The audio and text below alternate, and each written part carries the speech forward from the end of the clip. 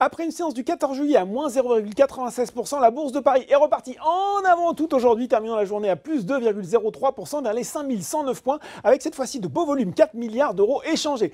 Parmi les annonces qui ont boosté le moral des investisseurs de part et d'autre de l'Atlantique, celle notamment de la biotech américaine Moderna, dont le vaccin contre le Covid-19 entrera le 27 juillet dans la phase finale des essais. Alors le titre prend 9,4%, alors qu'avant cette annonce, des résultats encourageants de la phase 1 avaient été également publiés. Autre facteur de soutien, Goldman Sachs, la banque américaine, a largement dépassé les attentes au deuxième trimestre grâce à l'envolée de ses activités de courtage, dégageant un bénéfice net de 2,25 milliards de dollars en hausse de 2% sur un an. De quoi faire passer au second plan la remontée des tensions entre les États-Unis et la Chine, alors que Donald Trump vient notamment d'ordonner la fin du traitement économique préférentiel de Hong Kong. Déjà en forte hausse de 2,13% hier, le Dow Jones poursuit sur sa lancée, engrangeant 0,95% supplémentaire vers 17h45, plus très loin des 26 900 points, alors que le Nasdaq plie de 0,2% vers les 10 464 points.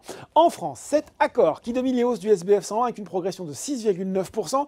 Les espoirs autour d'un traitement font également bondir les valeurs liées au transport aérien, Safran, Air France, KLM ou encore Airbus. Regain de flamme également pour BIC. Exane BNP Paribas a notamment relevé son conseil de neutre à surperformance sur les titres avec un objectif de cours de 60 €. À noter enfin qu'après s'être renforcé, Vivendi est désormais le premier actionnaire de Lagardère avec 21,19% du capital devant le fonds activiste Amber Capital, qui a lui aussi augmenté sa position à 19,93%.